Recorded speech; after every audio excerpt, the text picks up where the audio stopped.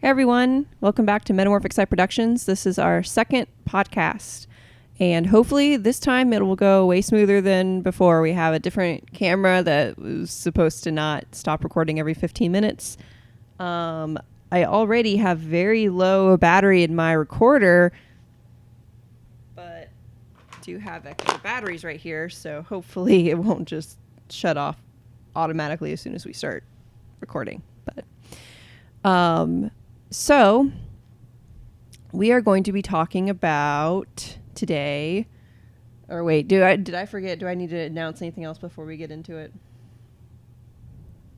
No. Here, I'll just back off all the important stuff. This is Metamorphic Productions. I'm Hannah Sieber. I'm the department leader. This is Will. He's my partner in crime. This is our podcast that we just talk about whatever you want to talk about in reference to film and Christianity. And either you can watch us on YouTube or you can listen to it on SoundCloud. Is that about right? Yes. Okay. Today we're going to be talking about the movie Battlefield Earth. I picked this movie because I think very often with religious films, we always think that it's like only Christians that make films about their religion, and that's not true. Battlefield Earth is kind of famous for being a Scientology movie, though a lot of people who made it claimed it to not be a Scientology movie. But it was a movie that John Travolta for a very long time wanted to make back in like the 80s. And he had this book written by L. Ron Hubbard. L. Ron Hubbard is the guy who created Scientology. And he basically shopped the script around for a while trying to get it made. And when he became very popular after he did Pulp Fiction, he finally got the traction to make Battlefield Earth. So I know you did some like research on this too. Is there anything you want to add about like the becoming of this film? So what I found out was, well, their goal was to try to make this kind of like Star Wars. They wanted to be a Star Wars-esque film, you know, with big CGI and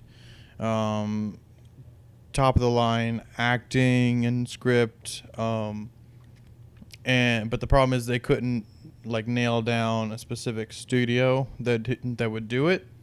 And when they finally got the studio, it was Fox 2000. Once they got it, they got a screenwriter. Fox 2000 pulled out, and so they got a brand new studio, which wasn't actually a studio. It was called Franchise Films, but Franchise Films wasn't actually a movie studio and didn't actually have like producers or executives. It was just a company that was basically financing movies, and when it came down to it, it was John Travolta, one of the person who was in charge of the entire film. And even though they promised the screenwriter and the workers that it wasn't going to be a Scientology film, as soon as the buyout happened from Franchise Films, they brought in Scientology experts, including the two main leaders of Scientology, to run the entire show from the bottom up. Yeah. And then, so we both watched this interview. It's like a 3-minute clip of like the second in command of like Scientology. So he was right next to the main leader of Scientology at the time this movie came out.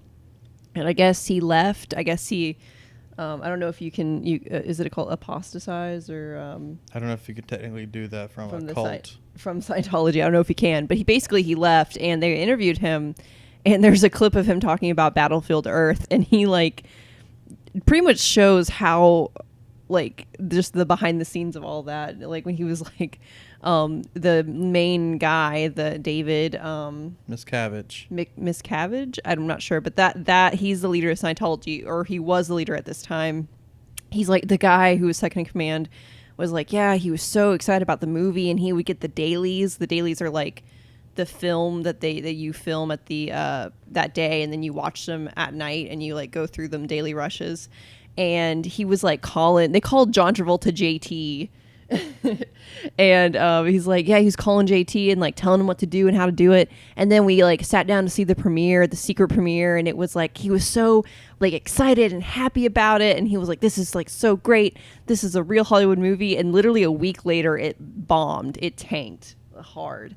And that was when some words were said. Did you hear what he said? Like what the guy was like calling John Travolta. It was some language. It's amazing because the way they were talking about it a week before it premiered, it was the greatest thing that ever come to cinema.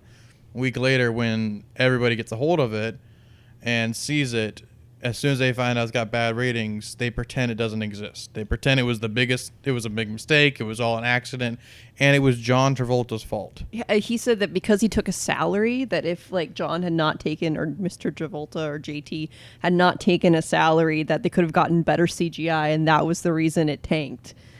But I'm going to say something controversial. I don't know how controversial it's going to be, but okay. The CGI in this film was actually better than the CGI in Attack of the Clones. Probably, yeah. It's not like production-wise, it's not bad. I actually saw a small clip of behind the scenes today of like the person who did the costumes and the like the world building and stuff like that. World building. You don't think it was considered its own world? No. You actually have to have a concept like of a language and culture, and I don't know if they even have any of that in this movie. That whole like that machine they have that just like imparts all the knowledge and how to speak their language, and he's like, "Do you understand me?" at the end. But like most people, what they say, the reason why this was so horrible was the script. And so there was two screenwriters. There was like the original guy, and then they replaced him with this other screenwriter. And both of them you can find interviews for. One has a pretty extensive interview about it. I didn't watch all of it. You did, about the second screenwriter. But I think a lot should be said that the source material, a lot of people also said was very weak. L. Ron Hubbard's book, that it tried really hard to be this like certain science fiction type film, and also like the kind of like the style of how it is. Like, so when we talked about it being a world, it's not its own world like Star Wars. It actually takes place on Earth, Battlefield Earth. But it's almost tries to do that Planet of the Apes thing where it's Earth and like man has to rediscover that it's Earth or something like that. Right. And so there's a couple of points where we just have questions. They don't explain the lore at all. They just kind of drop you in and they expect you to pick it up as you go through. And we'll kind of get into that in a few minutes. But what I wanted to bring up with the screenwriter is that so when they brought him in, he kept refusing. And every time that he refused, they asked him for more money and more money and more money. And he met with John Travolta. He met with all the executives who wanted him to do it. This is for Fox 2000. And they promised him, no, this is not a Scientology film. This has barely anything to do with the original book, Battlefield Earth. Barely anything to do. It's kind of just like hinting that it's related to the book.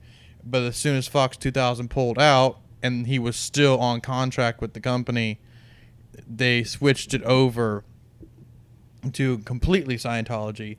And then when he wrote the script, they took the script and they rewrote it without his permission. And so once he gave up the script, he lost all control over it, but his name was still attached to it. Which is not, you're talking about the Corey Manfield or something? Yeah, What's his yeah, name? yeah. The J.D. Shapiro was the original screenwriter. And he so there's a video of him accepting the Razzie. At the time, this film won the most Razzies ever. Razzie is like the really bad film award thing. And the original screenwriter like got up there and accepted the award, and he like blamed everything on like the rewrite of his script. So I hope that he doesn't blame that guy, because I could definitely see after seeing the interview with the second command guy that like it was way more of like the church's like involvement, the Church of Scientology, that made the way that it is. Especially like when people do that, there have been time and time again where people who don't know anything about movies get like these stars in their eyes and they like want to make a movie so bad, and it just does not work out because they don't understand like how to make a movie. I could definitely. Because I think sometimes it is sometimes you get like an actor who's like, I want to make a movie, and they don't know how to make a movie. They know how to star in a movie, they know how to act in the movie, but I don't know if you would necessarily see John Travolta as a producer or a director. I was talking about the leader of the Scientology. Oh, okay. That guy said that he was like so hands-on. Like, yeah, he was like, oh, this is like, it's a real Hollywood movie and stuff like that. We looked a lot into like the making of the film. I know a little bit about Scientology, about their belief system, but I think basically it's like ancient aliens, pretty much the religion. But I'm gonna look up real quick. If you want to, what's the first thing you want to talk about with the movie? I can give a little bit of Scientology real quick because I found it kind of in passing. So in the movie, there is a group of the bad guys are called Cyclos, real unique name, Cyclos. However, in the original book, Cyclos are meant to represent psychiatrists and psychology. And so Scientology has a direct like hatred for psychology and psychiatry and blame pretty much all the problems of the world on them. And L. Ron Hubbard's first book, Dianatrix, something like that, is like his own interpretation of like mental health, and the American Psychological Association came out and basically denied that there's anything scientific about what he wrote. And so after that, he wrote Battlefield Earth and made the villains Cyclos as a representation of psychiatry. And so when we look at the film, even though technically, like according to all sources on the books, it's not a Scientology film, it is a Scientology film because all of the workers and all of the leaders are there. So they're taking from the book and the original source material, put it in there. So for me, whenever you see the scene where the Cyclos brainwash and put the information into the main character, Good Boy Tyler, I believe his name was. Johnny Goodboy. Yeah. Johnny Be Good. Yeah. When they do that, they're kind of making they're saying that psychiatrists and psychologists feed you information and they make you believe a certain thing and make you follow a certain path, and it's not good for you. That being said, when that happens, when that guy gets the information download, it like saves the day though. He pretty much uses all that information to like successfully lead a rebellion. Well, what he does is he takes that information and uses it against them. So he takes what they're feeding him, which they're trying to get him to do for their own good and for their benefit, and uses it against them to prove that they are greedy and they are, which makes it also interesting because if you like anything to do with the Cyclos, almost all the characters that are Cyclos betray each other constantly. They're always stabbing each other in the back. There's no loyalty. There's no honesty. It's just very stereotypical. One of them will betray each other in this scene, and then the next scene, the other one will betray the other person. Yeah. Yeah. So before we get into the movie, I looked up because I Googled a little bit.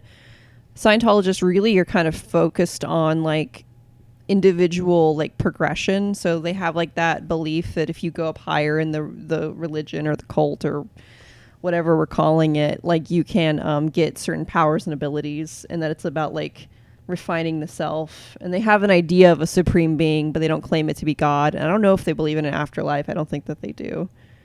Does that sound all aligning with what you looked up? Yeah, I mean, I saw some stuff about like long time ago, before humans were really around, there was an alien race of people that enslaved another alien race of people and tried to kill them and then sent their souls to Earth, and that humanity is kind of like still dealing with the remnants of that, and that's all I've got. It's kind of really bizarre. I'm still not sure if they have a technical like text, like a scripture that they base their stuff off of. I mean, do they count Battlefield Earth as like their lore, or do they count the scientific book that L. Ron Hubbard wrote?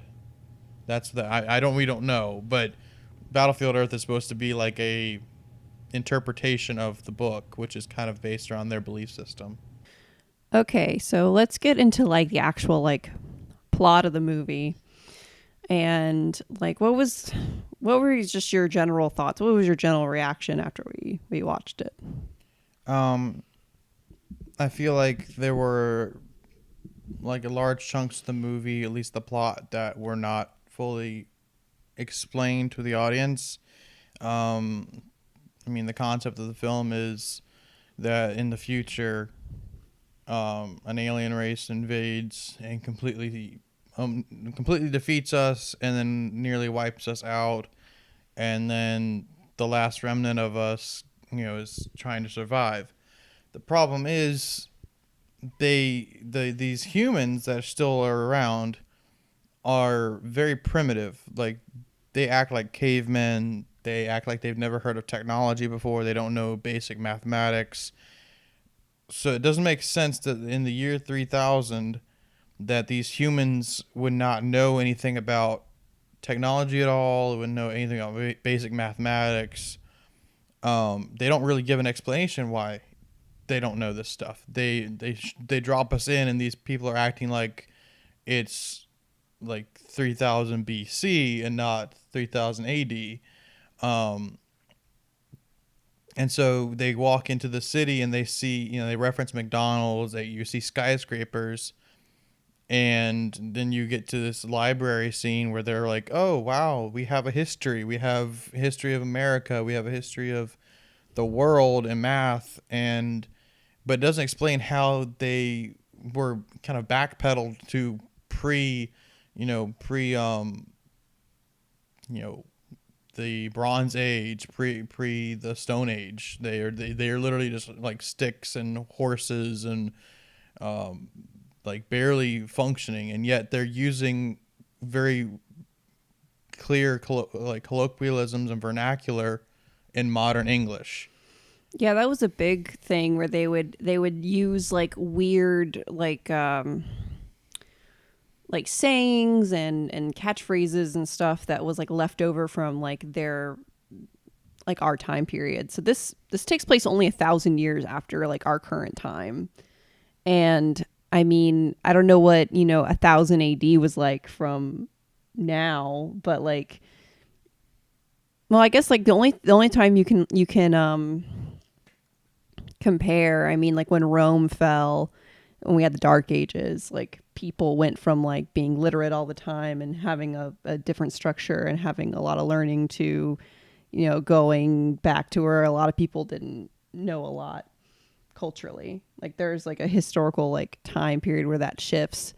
But you are right about like it doesn't make sense that they would just forget or they wouldn't know. Like there's an elder to the main guy is played by an actor I think named Barry Pepper, I think is his name. He was one of the wardens from the Green Mile. He was the really mean one. But like they have an elder in their village who like you would assume that like his father would have told him like what his father told him about like at least what life was like. They wouldn't just like lose all memory of America and the Constitution and like all the things that he read in the library of Denver, Colorado, or wherever they were.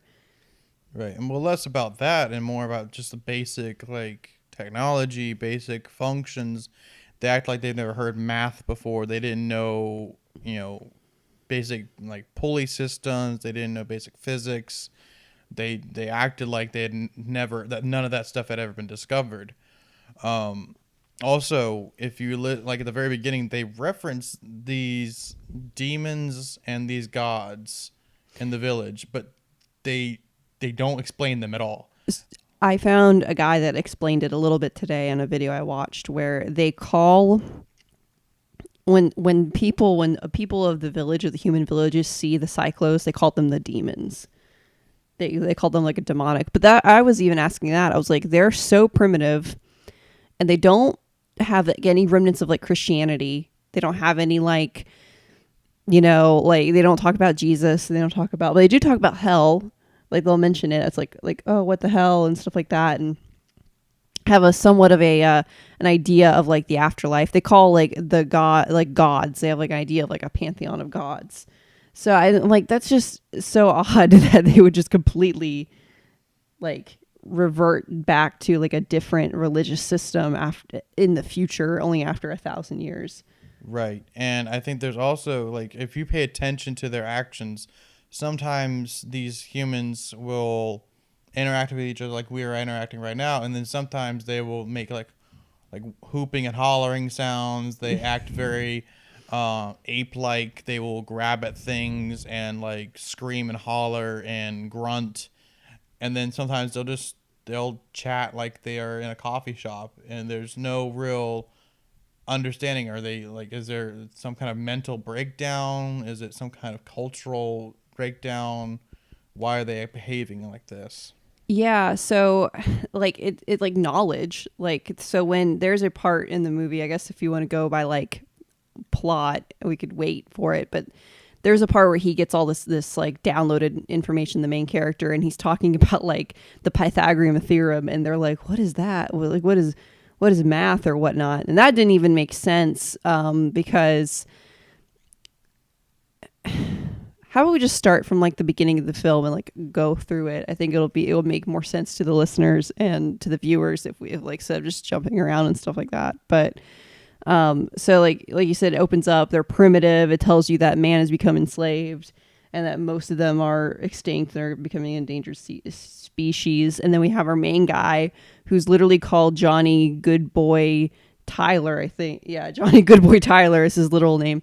And he has like the most beautiful, perfect wig with like a braid that like never gets tousled or untangled or anything. He has like perfect hair, which I don't understand.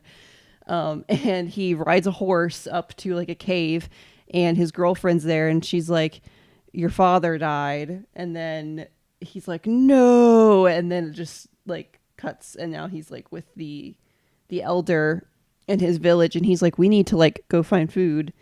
And then the elder's like, no. And then he's like, why not? And he's like, the demons. And then he's like, the demons, has anyone ever seen them? And then he like goes off on his own, and he comes across those two other hunters.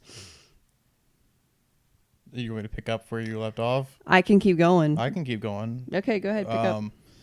So the quote unquote demon that they run into, what they think is the demon, is like this almost like a statue you would find in a miniature golf course of a dinosaur-esque creature.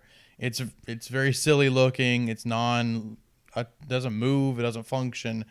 And then they go into downtown Denver. Look, I think they said it's downtown Denver. You still got the skyscrapers. You still have everything, but everything's kind of overgrown.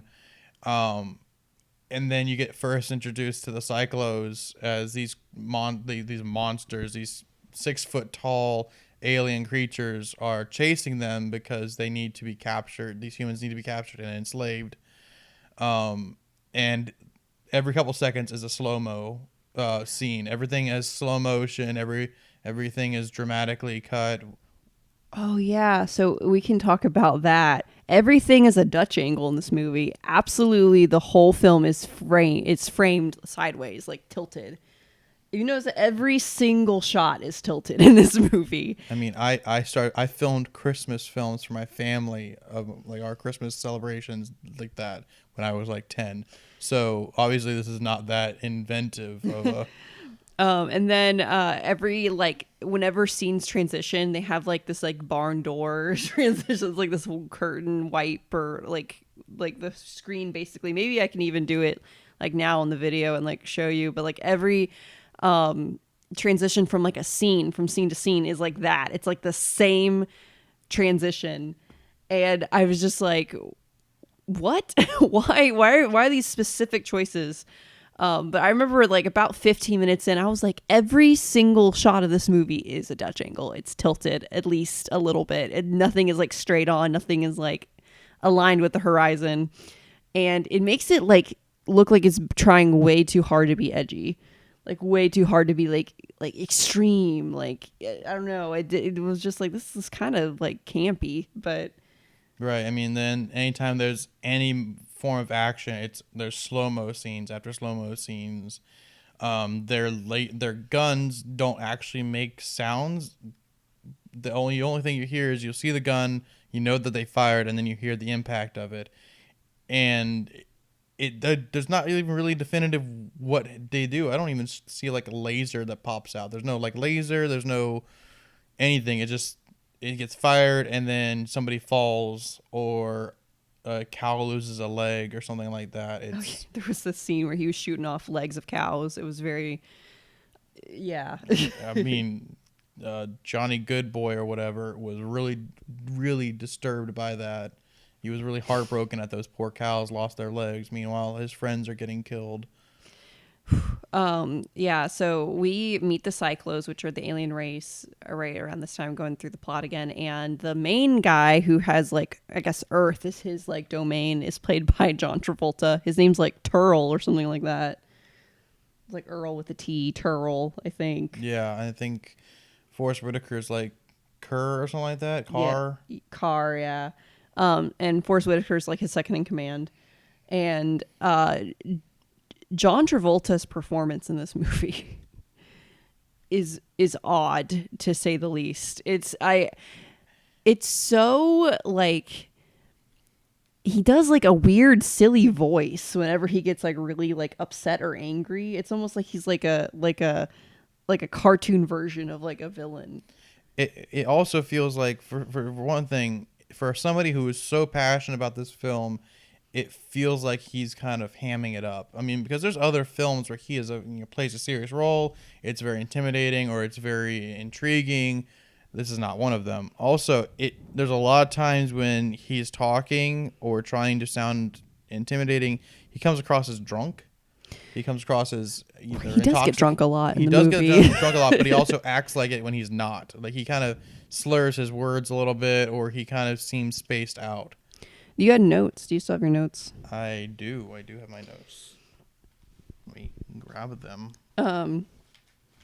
So another big thing that, like, Turl, whatever his name is, John Travolta's character, he loves to have leverage over people. He says that word like 5, 6, 18 times in the movie. Yeah, the whole, like, there's like this weird angle between him, Forrest Whitaker, the leader of the alien race on Earth, then the leader of the alien race on like one of the representatives from their home planet, and they're all kind of like manipulating each other and stabbing each other in the back and being traitors to each other, and it's like kind of like the way of life for them. Anytime there is a alien on screen, they will try to manipulate each other, and so it doesn't make sense why they even bother trusting each other.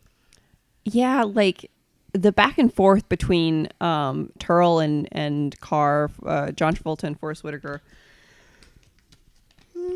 They act like they're best friends. So they want you to believe like they've been buddies for a long time. They've had each other's back. But within about 5 seconds, John Travolta's portraying Carr, and he's like, and Carr's like, you got me again. You taught me well. You got me again. And then Carr will try to go and betray him. And he's like, oh, you didn't learn it. You didn't learn properly from me, Carr. You didn't do it properly. And so when he gets him right, he's like, that's right. Good job. Now I'm going to go and betray you again. It feels very cartoonish in the sense like you think one of them would learn not to trust the other person by this point, but they always get like this one up on them. Like, you got me again. I can't believe you did it. This is the 15th time in the film. Yeah, it feels like it's been going on for a couple of years at this point, that their relationship is like Turl being Turl or whatever. It feels like spy versus spy early. It feels like the one spy is going to get the other one. You got me. I kind of expected it. Let's see what happens and next. It's like Forrest Whitaker's like been putting up with this for like years at this point, because like they've made it clear that they've been on Earth like doing in this position for a while. They have like a boardroom meeting. By the way, they call their main base their like leader of like their alien race for whatever they work for. They call it the corporation, and then two, the home office. They're like, the home office will hear about this, and I'm like, they Target Corporation or something like that. I'm like, I feel like that's just too much of like a terrestrial thing to say. Like when they say like the home office will hear about this, I'm like, what? Like you're an alien race that is supposed to be like ancient and advanced enough that they said that the United States and the world was defeated by them in 9 minutes. And yet they are so incompetent half the time. Yeah. So we have to keep going through the plot of the movie so that that doesn't just get... I want to stop real quick. I've been thinking about this, and it's never been really addressed. There's a scene where John Travolta's character shoots the hand off of his partner Carr, and there's no reaction. Carr has no reaction to his hand being blown off. I like kind of forgot about that part actually. Yeah, he just his hand's gone. He's like, you got me again. Just Turl being Turl. It's just how their relationship is. I can't believe you got me. It like Forrest Whitaker, his character seems like any moment he's going to snap. But he doesn't. It feels like it's at the brink of him losing his mind and like going on a rampage, and he's got like this kind of dead look in his face. And I think that's kind of frustrating because he very much deserves to go off on a rampage, because how many times he's been manipulated and like lied to and cheated over and over again in this film, and yet he just kind of just takes it. And it's sad because Forrest Whitaker is such a good actor, and he's acting like the buffoon of this film. Like you're like, he takes so many silly moments. I feel like he is not the buffoon. I feel like John Travolta is. I feel like Forrest Whitaker is there just to like absorb everything John Travolta is just emanating out all the time in this movie. Like he's trying the best that he can with what he has. Like there's a lot of actors in here, like that one guy who's from Sons of Anarchy, Kim Coates, or is that his name? That's probably not even remotely accurate, but he's like the guy that the main Johnny Be Good or whatever meets. He's like the long-haired dark long hair guy that he meets like when he's out looking for food. Okay, yeah. He's like on Sons of Anarchy. He was doing a legitimate job. Even like I think his name's Barry Pepper. I should look up their actual names. So he did a legitimately good job, but they're just like dealing with like the craziest situations and dialogue. So do you want me to continue with the plot? Yes. Okay. So the main good guy, Good Boy, we'll call him, just his name is Good Boy, that's his middle name. Good Boy gets captured, and he cannot speak the language of the aliens, and the aliens cannot speak English, which is weird because the aliens are a far more advanced race than us, and yet they do not know how to speak our language. So they don't know how to communicate with us. They do not know how to understand our culture. They don't know anything about us, really, at all. And so there's a point where Good Boy gets a hold of a gun and kills one of the aliens, and Travolta comes out, and he does not believe that's humanly possible by us, that we can actually operate a gun and shoot. Yeah. And so they give him another gun, and he shoots another guy. He's like, oh wow, you can do stuff. And so there's this time when they get this group of people together, they put them in a jail, and they're going to send them out to mines to get gold. Yeah, okay. Gold is the reason they're at Earth. Yeah. Right. So, but the thing doesn't make any sense. This is a far more advanced civilization, and so their technology is way beyond us, and yet they still need gold. And they don't tell you why they really need gold, just that gold is something for them. Okay, yeah. So this is like a huge plot hole in my opinion, is that they need gold. Like they need to find it. It's something that the whole reason why they're on Earth, they're trying to do this mining expedition. So the main guy, played by Barry Pepper, that is his name. Basically he like ticks off John Travolta enough, and like basically is like always trying to escape, that he's like, fine, like if you can really do all this, let's just like, have you learn our language and things like that. And so they put him in a machine and we've been talking about this, that gives him all of like the information, like helps him learn about their race and their people and learns their language, and he can talk to them now. Okay. And then John Travolta takes him to a library with all this information about human history that supposedly they like knew about. He talks about it, right? He's like, oh, yep, here's all the information. Like, this is what your people did. And they could only put up a 9-minute fight, and we took him out and we were better. In this library, the main character finds out about Fort Knox, and that the aliens don't already know about Fort Knox. They have not even, supposedly they have no knowledge of Fort Knox at all. And so he's like, oh, let's just go there and take the gold bars. And it's been untouched. I'm like, how could you not like at least looked into that? Had the humans already mined gold? Does it exist somewhere on Earth? There's other places other than America that have like gold reserves. It just blows that part. I was like, what? No, that wouldn't. They would, yeah. Right. And so there's this part where they're like hailing Travolta's character as this galaxy conquering like despot who is ruthless, who is heartless, who's cold and calculated, who is willing to wipe out people on a whim. And he gets this human who they all deem humans as a subspecies. Yet they can't even like figure out Fort Knox. But anyway, go ahead. They deem humans as like a subspecies, as below them, beneath them. And this one human is proving to be tenacious and, you know, instigative. And so they're like, okay, instead of just eliminating you and your friends, we're going to give you our information and teach you how to do stuff, like how to fly a ship, how to fly a spaceship. They're going to teach you how to fly a spaceship and teach them all about their culture and their advanced technology and their human technology. And then they're going to break a law. So the Cyclos have a law that humans are not allowed to mine gold, and they're not allowed to be forced labor. They're just basically walking slaves. They don't do anything. And so they break the law so they can get gold. And so they train all these humans to mine gold for them, but also educate them enough with both civilization's highest form of education.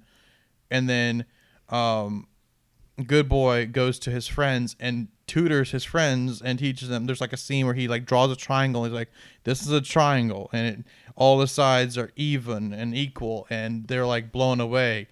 And so then when Good Boy is enlightened and shown the way, he finds an airbase with hidden Harriers, which, in case you don't know, those are aircraft for the U.S. military that are untouched by time.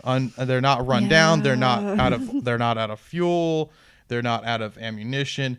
And they only have a couple days, like maybe 4 or 5 days, and they put a group of like 6 to 8 of these humans who still don't understand basic stuff, and put them in a flight simulator enough times to train them how to fly an advanced American aircraft to go against these Cyclos. Yeah. So we're kind of trying to make this podcast, I guess, shorter. We're running out of time a little bit, so we'll just go to the end of the plot and then we'll talk more about what's bothering us. But basically, they find out, and they find out this immediately, that the Cyclos cannot like breathe our air, maybe oxygen or something. They can't survive with our air. And then the humans can't breathe in their like atmosphere, their gas they need to survive. And so they have these devices whenever they're in the same area so that they can like breathe in whatever situation they're in. If Cyclos is on Earth, they have like a breathing apparatus, and if like a human is in their like their area, they have a breathing apparatus.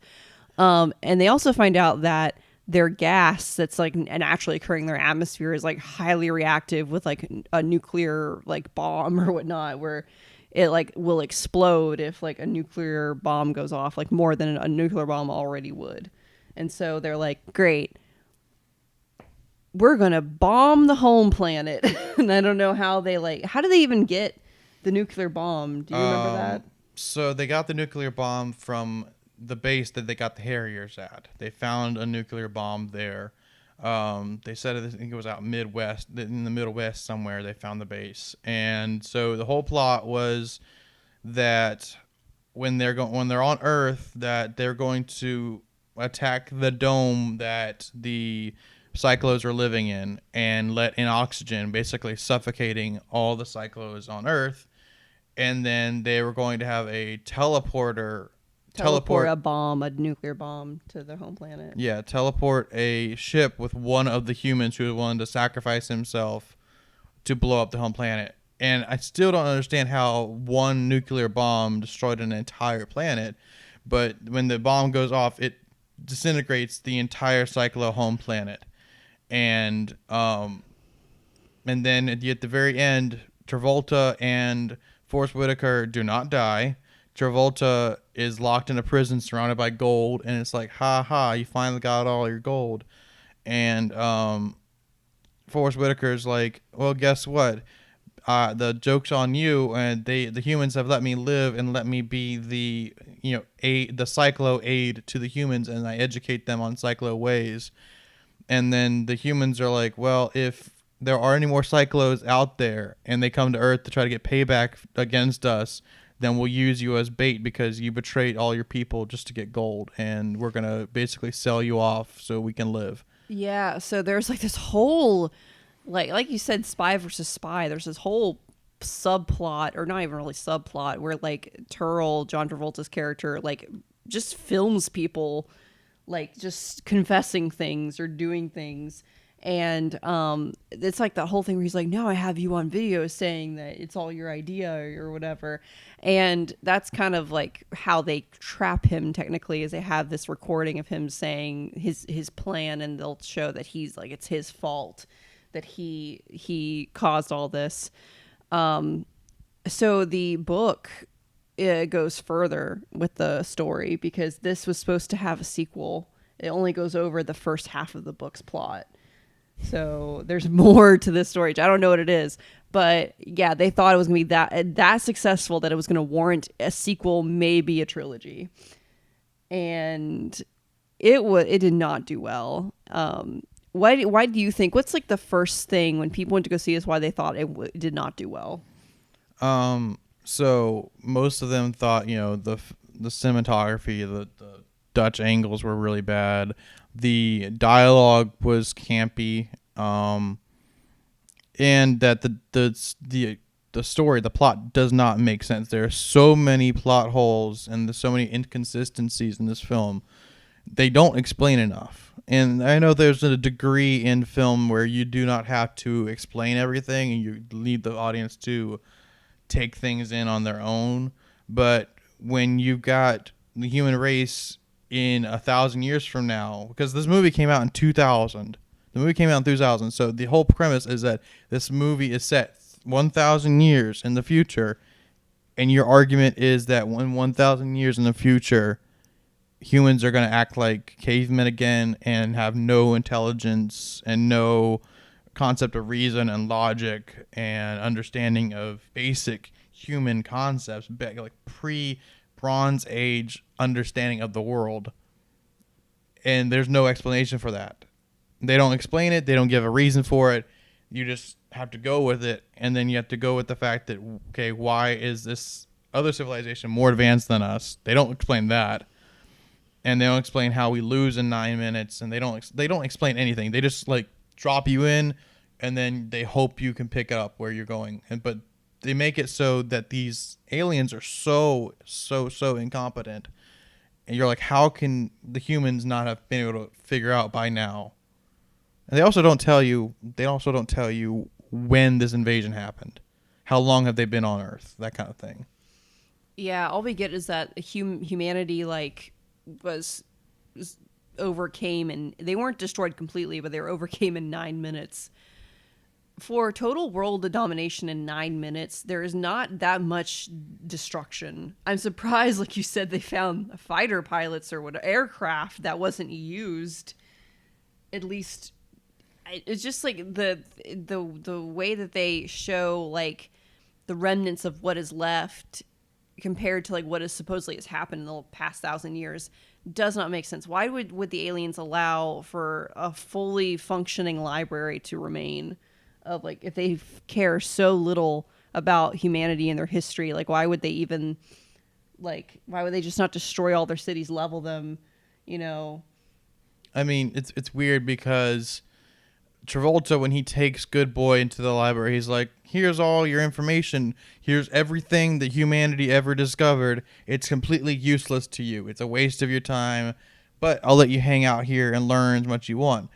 But then when he just deposits the information from the cyclos into his brain, I mean, it basically is. So he learns about the cyclo stuff first, and he goes and teaches his friend cyclo stuff, and the cyclo stuff is just human stuff, but just like a little more advanced. Yeah, he mentions Euclid. Is that his name? The Euclidean geometry, yeah. And I'm like, well, that is human history.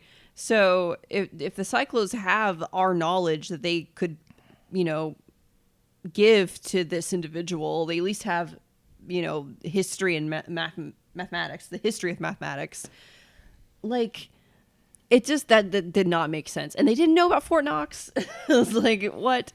Yeah, I think that what most people say is the plot. They say that just it's a ridiculous movie and that it does not make any sense, and it's just, I don't know so much if it's like other films that have been considered like the best of the worst, like The Room and Troll 2 and stuff. It's like the acting and the plot and the acting and like the way it's shot and things like that all kind of come together to make something that's so bad it's good. Battlefield Earth, like the way like it was shot, even the Dutch angles and everything, it felt very much of its time. It felt like a 2000s movie. Like, I've seen movies that have that same vibe and feeling of that time, and they're not considered horrible bad movies. I really think it's just the ridiculousness of the story. And then John Travolta kind of headlines it with this, like, his performance is so, like, over the top and just not, it just does not add to the film in the way it needed to. Right. And so going into this, you told me that it's considered one of the worst films ever created. So when I walked into it, I was expecting this was like poor cinematography, that this was going to be really bad. And in general, as a sci-fi film, it's not that bad. I've seen worse sci-fi films, but for the caliber of acting that Forest Whitaker and John Travolta are supposed to bring to the table, it felt like Forest Whitaker was phoning it in the entire time. And even though, like, finding out that John Travolta was that passionate about this film, and it feels like he took it as a joke the entire time. Yes, that's why I was trying to, like, I was like, what are the words? It's like hammy. He's like, like you said, he hams it up so much, and you're like, but this is supposed to be like the thing you wanted for years, and it feels like you were just like, it's weird because even like, and I've only seen clips of like Pulp Fiction, and you've seen Grease. Okay, he's not in like a serious role in Grease, but in Pulp Fiction and even in the most recent film The Fanatic, he takes it so seriously, and when he takes something seriously, he's not that bad of an actor. Yes, The Fanatic, he's weird acting, but he's putting himself in a role. He's doing very dedicated acting, and for something that he is outspoken and saying, I am passionate about this, he fought for it for so long. When you get to every scene he's in, you're just hard to believe that this is even a film. It feels more like a parody. It feels like a parody of science fiction. It feels like, because if we were doing research, they said they wanted this to be a Star Wars-esque film. And instead of it being a Star Wars or a Star Trek film or even Battlestar Galactica, it feels like it's a parody of science fiction as a whole, because you're playing off of like Planet of the Apes, you're playing off of Star Wars, and you've got the Empire versus these rebels. You've got Star Trek with the advanced technology. It feels like it's a parody of the science fiction genre and the futuristic, robotic, kind of spacey stuff. It doesn't feel like it's taking itself seriously. It doesn't feel like it's taking its audience seriously. Like, it's weird going into a movie, and I feel like they don't trust me with the idea of their movie. Yeah, I think that's where the propaganda comes into play. So propaganda wants to control what you think about it and what the propaganda is about. And so it does feel like it's very like, is it hand-fisted, as it was called? Well, ham-fisted means that everything's kind of delivered really basic and kind of sillily, but I'm sorry, but go ahead. Like, yeah, but that's what I'm saying, is that they very much like, there's no like subtext, there's no really like you really having to analyze and think about the character's intentions and like, you know, what do they want to do? Or is like, you know, the bad guys are the bad guys and the good guys are the good guys. And it's very like blatant. People, you know, they state these things like, there's like no reason for you to like redeem John Travolta's villain character at all. Like they're like, he's just a slimy, smarmy guy. Forrest Whitaker, you kind of like him, but he, you know, he they're the bad guys, and they have like, and goodness, I'm getting lost in my words. What were you gonna say? Oh, just that it doesn't feel like the makers of the film trust the audience to be able to pick up on their nuances by themselves. It doesn't feel like, okay, there's any like deep plot points or there's any complex details. It's not ham-fisted in the sense like they deliver everything to you. There's so much that they do not hand to you that you need to know, but at the same time there are points where they blatantly tell you the plot to each other. Like, Travolta wants to get off the planet, and since they won't let him get off the planet, he's going to like mess with the Cyclo's way of life, because he's going to make himself leader, even if he has to disobey all the rules. And Good Boy doesn't understand the world he's living in, but once he understands that the Cyclos aren't demons, that they are, you know, these defeatable and killable enemies, then he takes it upon himself to rise up and, you know, defeat them. And that is pretty much it. There's, you know, any other side character has no story development there, and that's another thing. If your character is not Travolta or Johnny or Forrest Whitaker's character, there's no character development whatsoever. Yeah. Outside of those three characters, that is it. You may see another person like the main protagonist's girlfriend. She may have lines, but she has no character development. Yeah, there's even one guy who only exists to kill himself for the betterment of the mission. He goes on a suicide mission at the very end. And actually, there's two suicide missions of two of his posse. There's one who like he flies into the dome to break it, and the other one who goes he leaves to go to the planet to blow it up. And it's just, that's what I was trying to say, is that it's such a basic story, and it's just so plainly laid out. It does come off as preachy, but you're like, what is it preaching? Like, what is?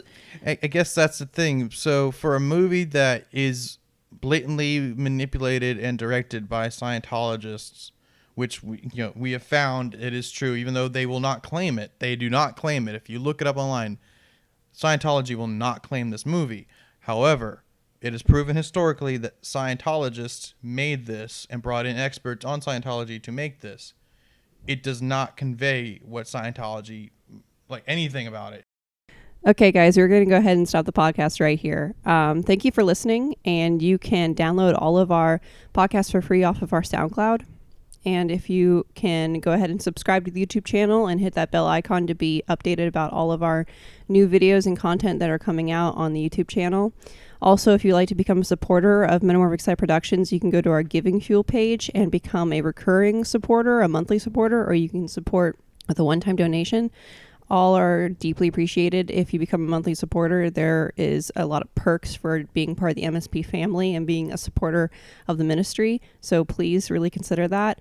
This is my full-time job, so definitely consider doing that. But yeah, that'll be it for us right now. So you want to say goodbye, Will? Goodbye. Bye. See you soon.